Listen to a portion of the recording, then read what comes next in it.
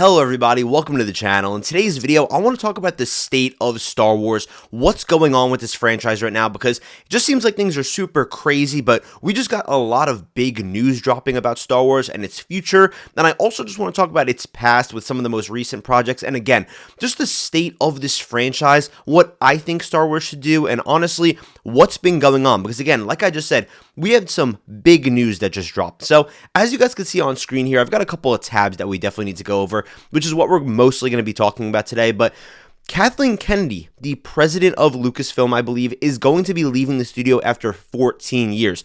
Obviously, Disney bought Lucasfilm a couple years back, and Kathleen Kennedy was basically handpicked by George Lucas to run Lucasfilm, which consists mostly of Star Wars, but also Indiana Jones, which is another franchise that was run.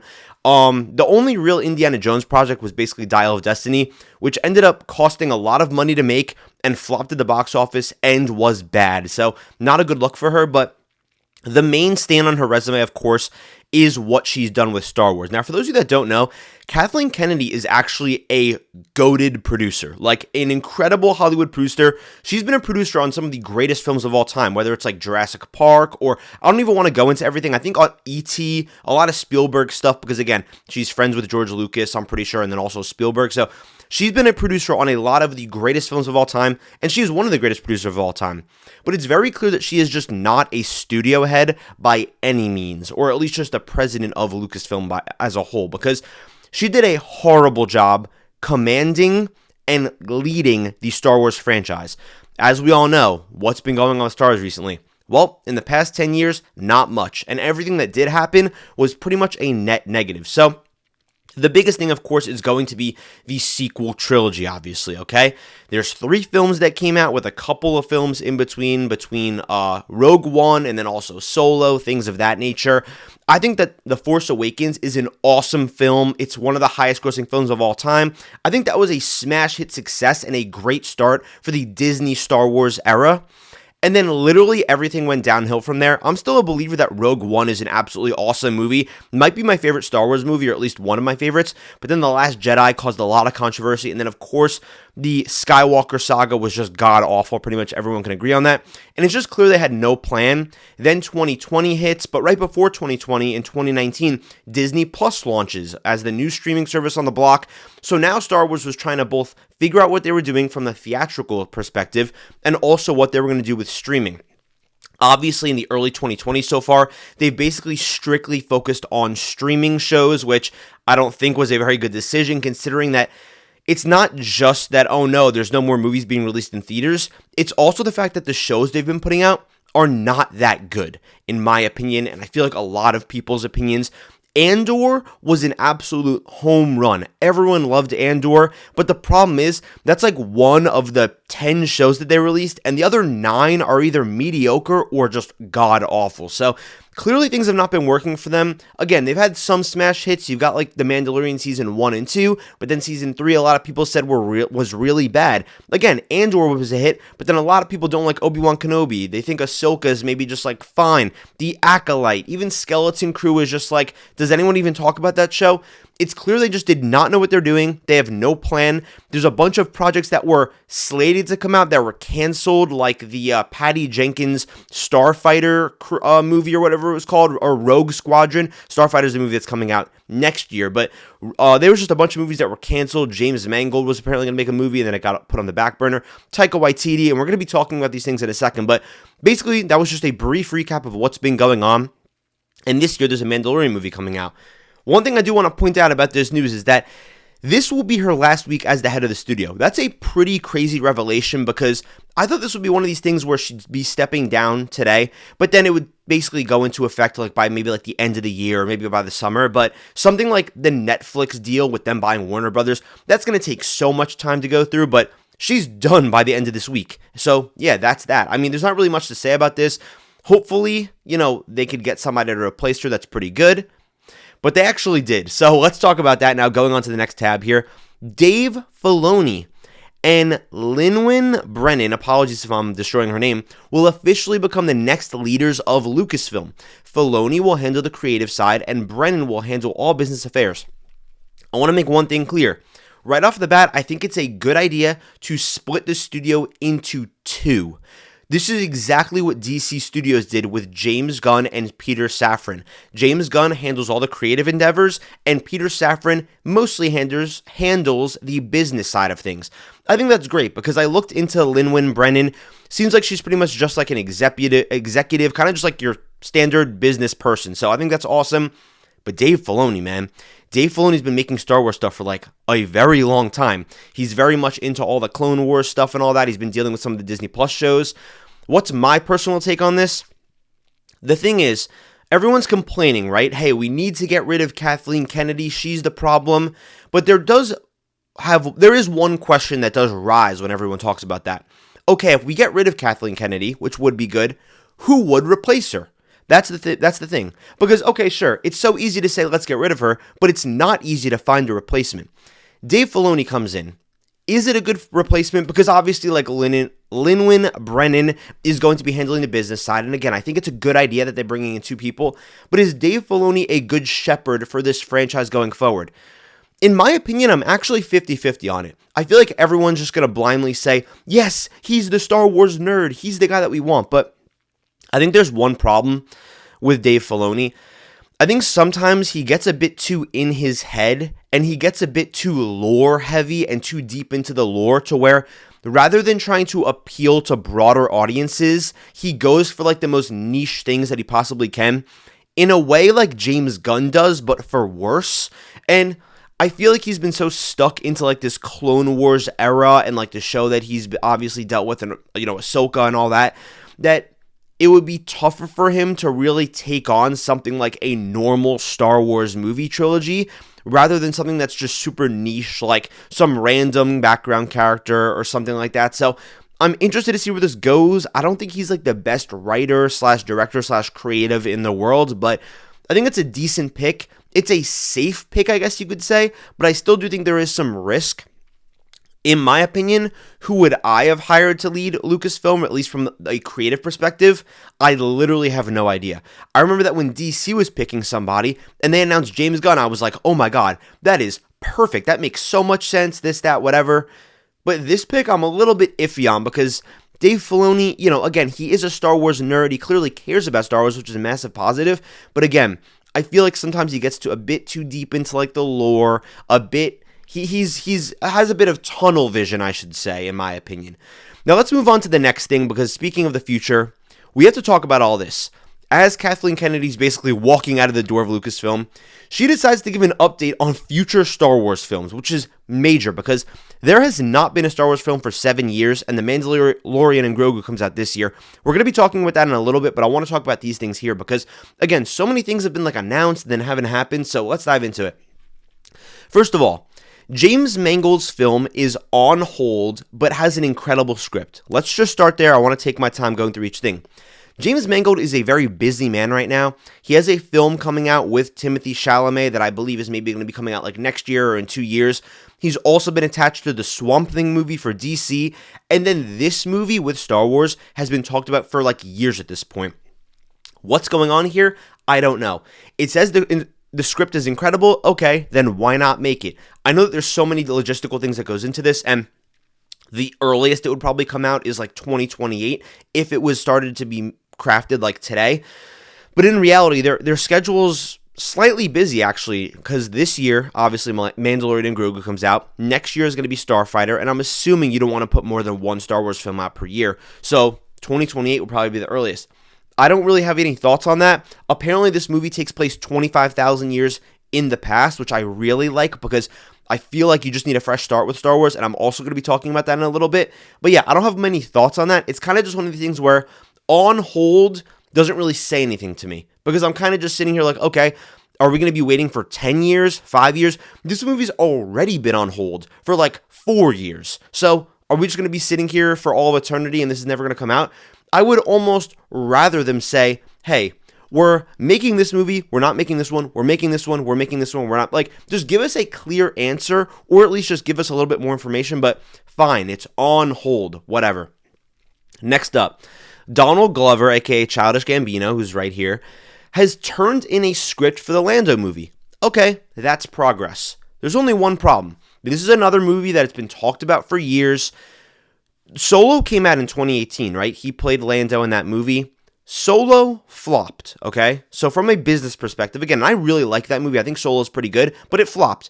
It was based off of Han Solo, one of the most popular characters in all of fiction. Now it looks like, at least he's pitching the idea for a Lando movie. My real question is, why are you even wasting your time even giving him hope that you're going to make this movie? I think there is absolutely no way in hell that they decide to make a Lando movie. Why would you? Who wants to see a Lando movie? That's a reality. And I'm not trying to be harsh. I'm not trying to be a hater. But general audiences could not care less about Lando Calrissian as a film. A Solo movie, a Han Solo movie, could not even make like $400 million. This movie would make what? $200 million? It would probably cost like $150 to make, because Star Wars movies are always going to be expensive. Maybe if you could make this movie for like $50 million, sure, but that would never happen in a million years. So I don't know what they're doing here. It's also one of these things too, where this movie came out in 2018, the Solo movie, so it's been 8 years. He just turned in a script. It's been basically 9 years since he like filmed that movie. So it's been like 8 or 9 years. By the time this movie would even come out, maybe for like 3 more years, I'm just going to make that up, it would have been like over a decade since he even played Lando. So what are we doing at this point? I'd say, listen, I appreciate that you're like trying to pursue this, Donald. I think you're a great creative. I love Childish Gambino's music and even like some of the stuff when he acts, but just move on. I think they just need to move on from this. I wish they would almost just say, hey, we're not going to make this, because this is never going to be made. There's no way they're going to make this movie. It doesn't make sense just from a logistical and planning standpoint. Would I like to see a Lando movie?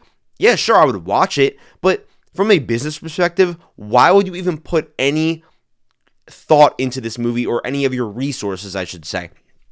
Let's move on from there. This is the big boy. This right here is the big boy.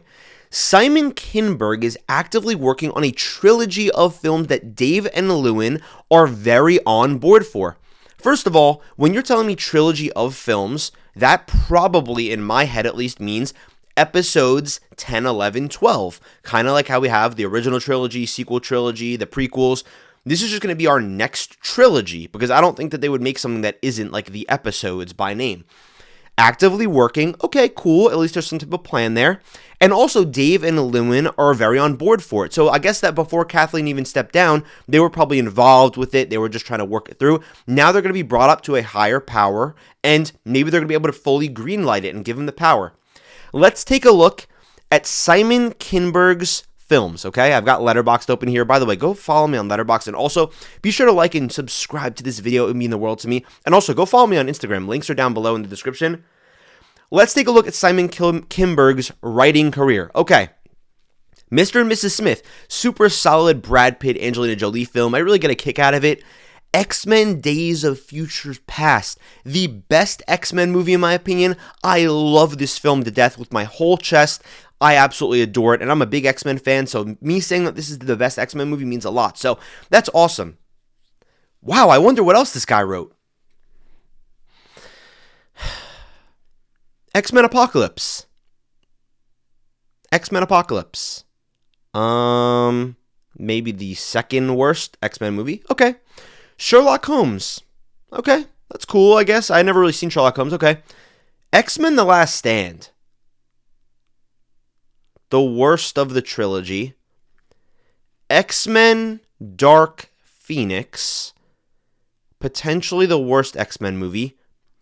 Fan Four Stick.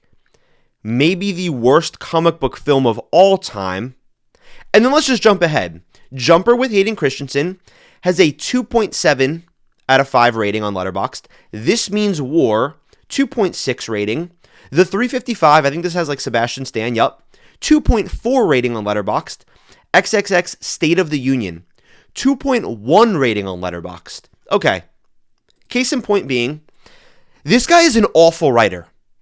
This guy is not a good creative or a good writer. It's very clear to me that Lucasfilm has basically scared off all the good talent in Hollywood. Because why is this guy writing the next Star Wars trilogy? Are we serious? One thing that I'll give them credit for is that at least it says that he's working on a trilogy of films, because one problem with the sequel trilogy is that there was such a lack of planning. They were basically taking one movie at a time, different directors, they're shifting their ideas around, but at least they have one guy. But the guy that you have working on this trilogy has never really made anything good. Sure, he made X-Men Days of Future Past, but I'm sure that he co-wrote it with other people. Mr. and Mrs. Smith is pretty fine, but he's made some of the worst comic book films of all time. And comic book films directly tie into Star Wars because they're both nerdy types of films. People that usually like Marvel like Star Wars. People that like Star Wars like the X-Men. They're all kind of in the same subculture, or just culture as a whole. Nerdy stuff. Are we serious? This is the guy that we're having handle this? You couldn't get anybody else. Whatever. Let's just move on to the next thing. Taika Waititi, Jesus Christ, turned in a script for a film, okay, kind of like Donald Glover, that she calls hilarious and great. Hilarious. I'm going to be honest, I do not want a Taika Waititi Star Wars film. This is another thing that's been talked about for years. I feel like Taika Waititi was this director that was on a hot streak, and he just crashed and burned after Love and Thunder. I don't understand if there's like why you'd go after him. I feel like there isn't really an appeal for Taika's films anymore, and I feel like it's just time to give it up. I don't even know what this movie would be about at this point, and I feel like I wish they kind of just focused on where this universe is going to go forward, kind of in like an MCU way, honestly, but it just feels like there's nothing going on. Let's just move on, honestly, and talk about this last thing. She confirms that The Hunt for Ben Solo, starring Adam Driver here, script is also on the back burner. I guess that means that they actually do have a script for this movie. Apparently, that's going to be directed by Steven Soderbergh, who's a great director. There's only one problem. After the way that The Rise of Skywalker went in the sequel trilogy, who would want to see an Adam Driver Kylo Ren movie? I love Kylo Ren. I think that he's a pretty interesting character. But at a certain point, we just need to move on. And when it says that it's on the back burner, what does that even mean? That's what I mean about how everything, we're just going to be waiting here perpetually. It is never going to end. We have right now, on hold, turned in a script, actively working. Okay, that's promising. Turned in a script, and back burner. None of those mean anything to me. That means literally nothing. And listen, I think it's time to kind of move on here because I really want to talk about the big thing. What should the future of Star Wars look like, and what does it look like right now? Right now, there's basically 3 projects that are confirmed to come out. The first one's going to be the Mandalorian and Grogu movie that comes out in, I believe, May. No one cares that movie's coming out. I think Lucasfilm made a very big mistake with that movie coming out. I'm being so serious. I don't think they understood that the appeal from Disney Plus does not apply to theatrical releases. General audiences didn't all watch The Mandalorian. I think this movie is also going to be a flop, and this feels like a Dave Filoni type of thing where we're getting too deep into the lore, where we have Jabba the Hutt's son played by Jeremy Allen White, and then even the whole Mandalorian as a whole, that's like his baby. We're getting too deep into the lore. I think that we need to make Star Wars a bit more accessible for more people. And I know that I don't want to sound like, oh, we should just water down creatives' visions. No. This is just a ridiculous idea. The trailer didn't really look that great. I get a lot of people like, oh, baby Grogu, he's like Groot. Okay, whatever. People are not going to want to see that movie. Next year, we've got Starfighter coming out with Ryan Gosling. And I love Ryan Gosling. I'll watch him in anything. So I'm pretty excited for that movie. Directed by Sean Levy. I don't think Sean Levy's really a good director. I didn't really like Deadpool and Wolverine all that much. I don't think that he's a good writer, especially, and it kind of scares me if I'm just being completely honest. Could it be good? Yeah, as like its own little thing. I would love to see Ryan Gosling in a Star Wars movie, so it's kind of like a dream come true. But I am a bit nervous, but to be fair, I do have at least some hope for that movie because that seems promising because of the fact that, again, you've got Ryan Gosling and Sean Levy is at least somewhat competent of a director. But this is my other issue. The only show they have coming out is Ahsoka Season 2 at the end of this year. I don't know if all that many people even really care about that because I feel like Season 1, a lot of people said was fine. I didn't even watch Ahsoka, but I feel like there wasn't really that much hype for that show coming out. And this is my problem. And I need to like wipe my face here because I'm like, Jesus Christ, what's going on? I don't understand why they just don't go the easy route. And what's the easy route? You might be saying, Ty, what are you talking about? What's the easy route? I am never somebody to say, hey, you guys should listen to what I'm saying because I'm a fan and I know what's right. No, I think that whenever fans like write their own stories, hey, this is what you should do, I think it always ends up being a bit too, I don't want to say narcissistic, but just a bit too focused. You're not keeping your mind open. But I feel like there's just one easy answer for how Star Wars can just turn things around. And again, it's super easy. This is it. You make, kind of like how we said here with Simon Kinberg, a new trilogy. You make a new trilogy. It's going to take a lot of money. It's going to take a lot of time to plan. And this is what you do. You bring in a somewhat talented writer, a decently talented writer that maybe has one or two good films under their belt. Maybe they're a bit younger. You bring in a committed director, someone that clearly aligns with the vision of the writer, someone that has proven they could direct films pretty well. You bring in a new cast of characters, okay? Kind of like how we did in Force Awakens. You bring in people that could almost be like your new Rey or Finn or Poe Dameron, okay? Some people that are maybe newer, unproven actors, some veteran actors, kind of like a mix of the two. And you jump like 500 years into the future. I think that's easily the best concept. And again, I'm not going to tell you, oh, this is what you should do with the story. You should have the rebels fight the dark side. And you should have this. No, I'm not saying anything like that. Should you have some lightsabers in there? Maybe. Should it be kind of globe-trotting? Should we be exploring space? Yeah. I'm not going to tell you what the story has to be about. It could be about anything. But you need something new. You need something new. A new cast with a new writer that's proven that he could write at least something decent, and a new director. And not just that. With this trilogy, that could be episodes 10, 11, and 12, you need a plan. You need to write the first movie, that movie's script. But once that script is done, and once you even just start production on that movie, you need to immediately start thinking about, okay, what are we going to be doing with the next two movies? Where are these character arcs going to be going? How are we going to kind of move this plot forward? How is this going to be resolved by the end of the third movie in the trilogy? Again, I'm not saying that I want you to do what I want to do because I'm a fan. I'm literally just laying the most basic groundwork ever for the most simple idea that could absolutely work.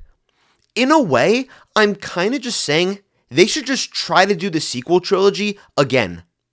And I know that scares some people, but I'm saying do a time jump. Go 500 years in the future, maybe 200, so that you could have maybe a couple of references to the Star Wars that we know and love. But at a certain point, you need to move on. I think that's the big reality. We can't have Luke Skywalker showing up, and Anakin, and Darth Vader, and this recognizable face, and Rey. No. Oop, I hit my mic there. No. We need to move on. Give me a new Jedi.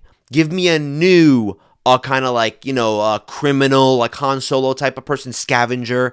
Give me some new weird creatures. You can bring back some weird creatures.